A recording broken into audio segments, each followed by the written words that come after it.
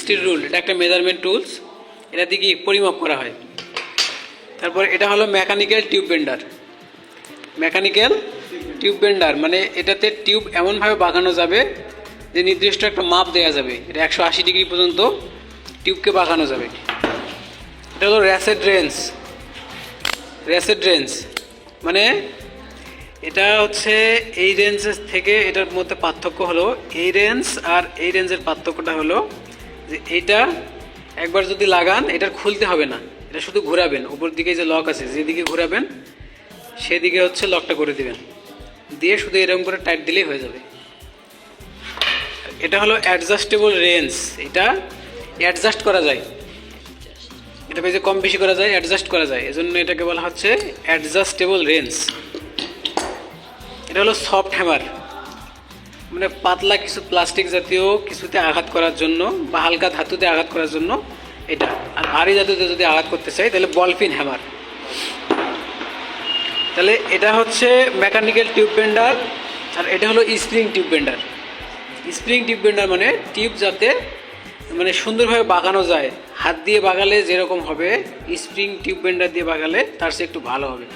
এজন্য স্প্রিংটা টিউবের ভিতর ঢোকায় দিয়ে হাত দিয়ে আস্তে আস্তে করে টিউবকে বাঁকানো যায়। তারপর এটা হলো সোল্ডারিং আয়রন, এটার নাম কি সোল্ডারিং আয়রন। এটা দিয়ে নরম ধাতু জোড়া দেওয়া হয়, যেমন তার কেবলের গেজগুলো জোড়া দেওয়া হয় না, তো কেবলকে জোড়া দেওয়া হয় আর কি। তাহলে এটা নরম ধাতু জোড়া দেওয়ার জন্য সোল্ডারিং আয়রন। তারপরে দুটো স্ক্রু ড্রাইভার আছে দেখেন, এর মাথাটা স্টার তারকার মতো, তাই এজন্য এটার নাম হলো স্টার স্ক্রুড্রাইভার, আর এটা হলো ফ্ল্যাট স্ক্রুড্রাইভার। তারপর প্লার্সগুলো দেখেন, 3 প্রকার প্লার্স আছে না, একটা হলো কাটিং প্লার্স, এটা দিয়ে কাটা হয়।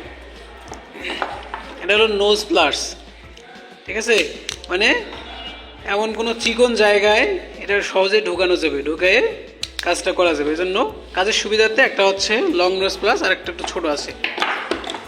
আর এটা হলো কম্বিনেশন প্লার্স।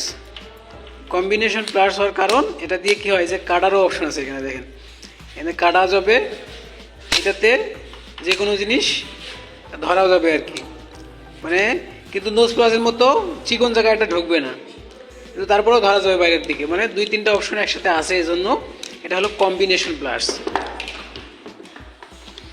তারপরে এই যে এই দুটো দেখতে প্রায় একই রকম, এই দুটো,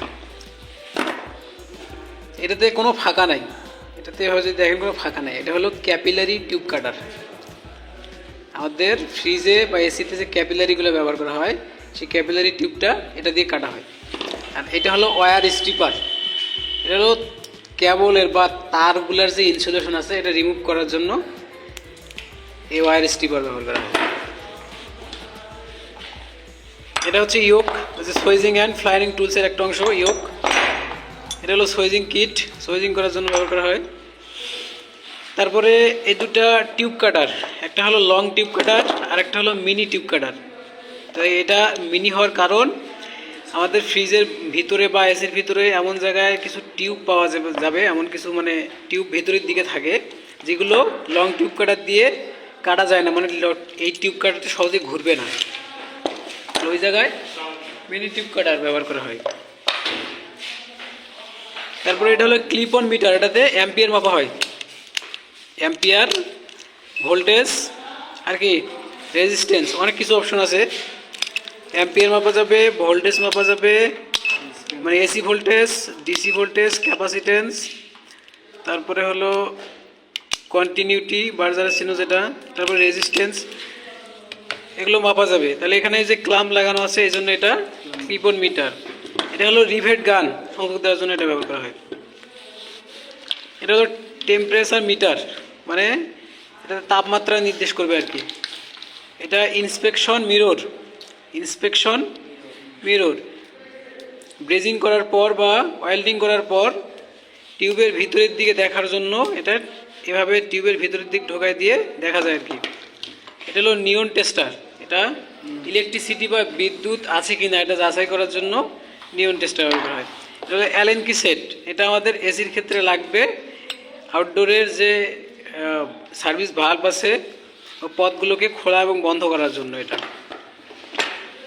তারপরে এগুলো হলো ফাইল, এগুলো ফাইল। এটা হলো রাউন্ড ফাইল, এটা গোল যেহেতু এটা রাউন্ড ফাইল। আর এটা হলো ফ্ল্যাট ফাইল। এটা হলো ফাইবার মেজারমেন্ট টেপ, এটা হলো স্টিল মেজারমেন্ট টেপ। এগুলো মেজারিং টুলস। দেখেন, এটা হলো সোয়েজিং অ্যান্ড ফ্লায়ারিং টুলবক্স। সোয়েজিং এবং ফ্লায়ারিং কাজে সকল টুলস ব্যবহৃত হয়, সেগুলো এই বক্সের মধ্যে থাকে। যে দুটো সবচেয়ে ইম্পর্টেন্ট সেটা হলো, এটা হলো ভাইস, এটার মধ্যে টিউবকে আটকাইতে হবে। আর এটা হলো ইয়োক, এটাতে যখন সোয়েজিং করব তখন সোয়েজিং কিটটা লাগাবো, যখন ফ্লায়ারিং করব তখন ফ্লায়ারিং কিট।